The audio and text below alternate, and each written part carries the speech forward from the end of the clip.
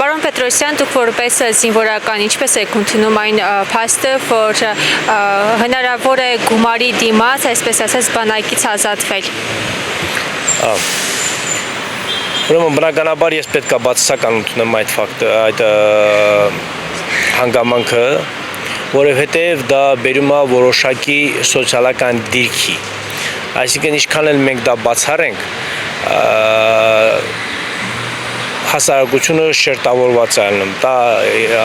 անիշելի ժամանակներից մինչև օրս այդպես է, օրինակ Հռոմը ինչպես էր, SPQR, հիմնված էր Սենատի, Բարձրագույն խորհրդի, ժողովրդի զինվորականության քույրինես վրա, այսինքն ամեն տեղ ձևավորում է որոշակի խավ եւ այդ խավը ունենում է որոշակի սոցիալական դիրք, ստատուս։ Իսկ այն ինչ կատարվում է հիմա, մենք տեսնում ենք, որ առանձնապես սոցիալական դիրք են ընդունելու այն անհատները, ովքեր փողի դիմաց խուսափելու են բանակային ծառայությունից, եւ դա դիտվելու է ոչ թե բացասական քայլ, այլ դիտվելու է որպես սոցիալական բարձր դիրք ունեցող անհատականություն։ Եթե համեմատություններ մենք քաշենք օրինակ սովետական միության ժամանակի եւ մեր ժամանակների հետ, ապա մենք մեր ծնողներից գիտենք, որ այն ժամանակ նույնիսկ ընդունված չէր աղջիկ տալ այն տղամարդուն, ովքեր զինվորական ծառայություն չէր անցել։ Իսկ հիմա ստացվելու այդպես, որովհետև հիմա մարդու կարողությունները, մարդու ֆինանսական հնարավորություններն են ազդում իր սոցիալական դիրքի վրա։ Այ եթե մենք նայենք եւ օրինակ ես որպես դասախոս շփվում եմ երիտասարդության հետ, չէ, ովքեր են ավելի բարձր սոցիալական դիրքի տեր մարդիկ համարվում, ովքեր որ ավելի թանկարժեք մեքենա են գնում, ավելի թանկարժեք տներում են ապրում, չէ, որ իսկի չէ ինչ որ մեկը ֆինանսական հնարավորությունները չի հերիքում այդպիսի բաներ թույլ տալու իրեն, ինքը ասում է իմ ուժը չի հերիքում, այսինքն մարդու սոցիալական կարողությունները ազդում է մարդու զորության վրա եւ դա բերելու է նրան, որ բարձր սոցիալական կարողություններ ունեցող մարդիկ դիտվելու են ավելի զորավոր, քան թե նրանք, ովքեր որ գնացել են զինվորական ծառայության, թեպետ զինվորական ծառայությունը պետք է լինի պատիվ, ոչ թե պատիժ։ Ես հիշում եմ, երբ որ ես 21 տարի առաջ ավարտել եմ ռազմական ինստիտուտը, ավարտելու այդ օրը գիշերը իմ քունս չէր տանում, որ ես առավոտը իմ սպայական մունջիրը հագնեմ, իմ սպայական ուսադիրները դնեմ, որովհետև դա մեզ համար պատիվ էր եւ ոչ միայն դա ինձ համար պատիվ, մեր կուրսը ավելի քան 300 հոգի էր եւ այդ 300 հոգին էլ բնականաբար ինպես էին մոտիկանում եւ մեզ համար զինվորական դառնալը դա ոչ թե ինչ որ սոցիալական խնդրի լուծում էր, այլ մեզ համար պատիվ էր եւ դրա համար մենք մեծ ուշադրություն ենք դարձնում մեր համազգեստի ընտրության վրա, մեր արտաքին տեսքի վրա եւ մենք եւ որ փողոցում քայլում ենք, մեզ համարում ենք բարձր սոցիալական դիրք ունեցող մարդիկ, սպաներ, էլիտա, ասենց ասեմ, բայց հիմա եթե մենք այդ ամենը փոխում ենք եւ դարձնում ենք մի բան եւ երբ որ բարձր սոցիալական կարողություն ունեցող մարդիկ կարող են փողի դիմաց ծառայությունից ազատվել, ապա դա դիտվելու է որպես դրական քայլ եւ դրանք մատնանշելու են որպես սոցիալական բարձր ստատուս ունեցող անհատներ եւ ինչը իջեցնելու է զինվորականի դիրքը, զինվորականի նշանակությունը։ Դա եւս շատ սխալ քաղաքականություն է, մենք ընդհակառակը պետք է անենք, զինվորականը պետք է լինի հասարակության մեջ ավելի ամենից հարգված խավը, եթե հիշենք, որ Վազգեն Սարգսյանը նման արտահայտություն ուներ, եթե չեմ սխալվում, սպաները պետք է լինեն հասարակության ամենա բարձր խավը, դա այդքան սպաներին չի պետք, ինչքան ժողովրդին։ Ծրագիրը ողջունեց իշխանական թևը եւ վերջերս իր մանդատը վայր դրած պատգամավորներից մեկը հայտարարեց, որ ծրագիրը շատ լավ է, լավ արդյունքներ կապահովի եւ նշեց, որ իր որդին էլ արտասահմանում է բնակվում եւ կարող է գումարի դիմաց ազատվել։ Արդյոք սա աղքատների բանակ մենք չենք ստեղծելու այստեղ եւ առավել մանրամասը կխնդրեմ փակագծեր բացել, ինչ վտանգներով է այն հղի։ Հիշեցնեմ, որ նրանք նշում են, որ այս քայլով իրենք օրինականացրեցին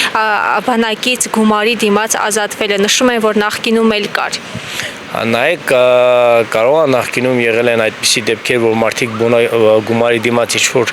հիվանդությունների փաստաթղթեր են ձեռք բերել, ինչ-որ ազատվել են, խոսքը դրա մասին չէ, թե նախկինում ինչ խախտումներ եղել են եւ խախտումներ, բայց նաեւ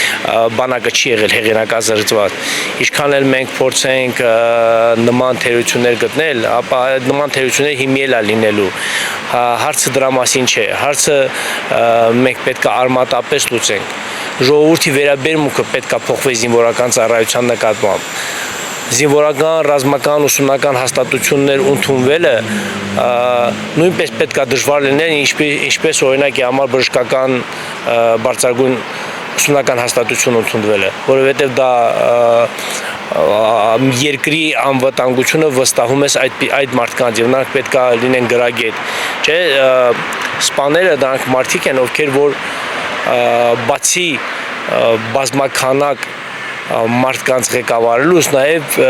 իրենք անց են կացնում մարտական պատրաստության պարապմունքներ եւ տասնյակ առարկաներ են դասավանդում իրենց ուսանողներին, իրենց զինվորներին եւ չի կարելի իջեցնել զինվորականի ստատուսը։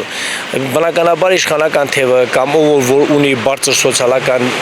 հնարավորություններ, ողջունելու է այդ ամենը,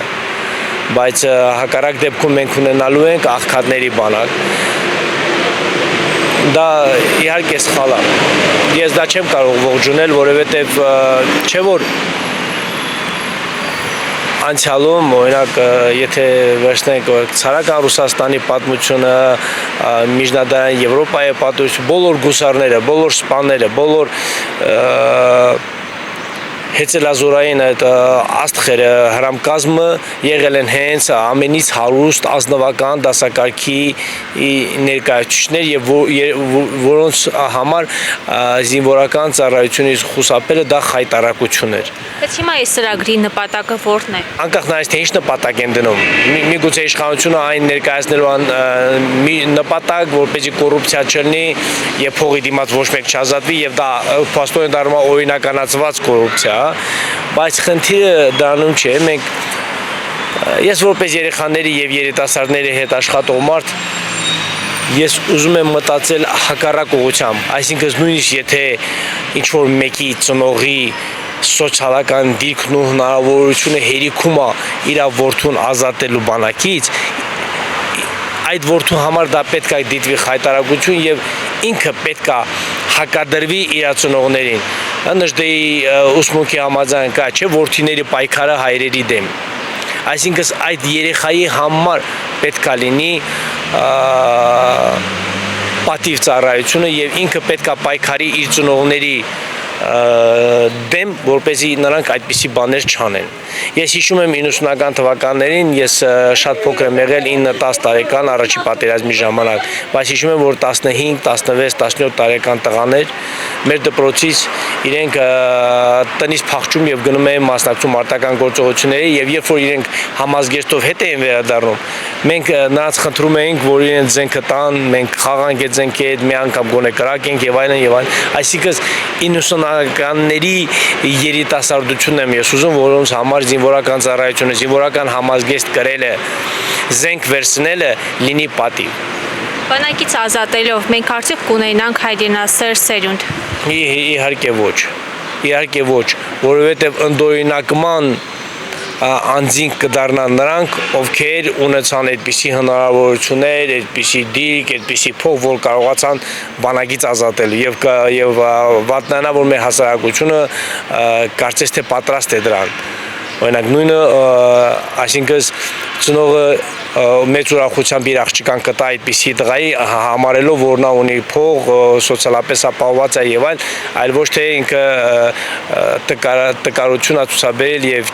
խուսափել է բանակային ծառայություն։ Բանակային ծառայությունից խուսափելը, եթե դրա համար լուրջ պատճառներ չկան, առողջական խնդիրներ եւ այլն, տկարություն է, այսինքն դա պատվի հարց է։ Եվ պատվազուրկ է այն երիտասարդը, ով առանց լուրջ պատճառների, առողջական խնդիրների եւ այլն ինքը խուսափում է բանակային ծառայությունից։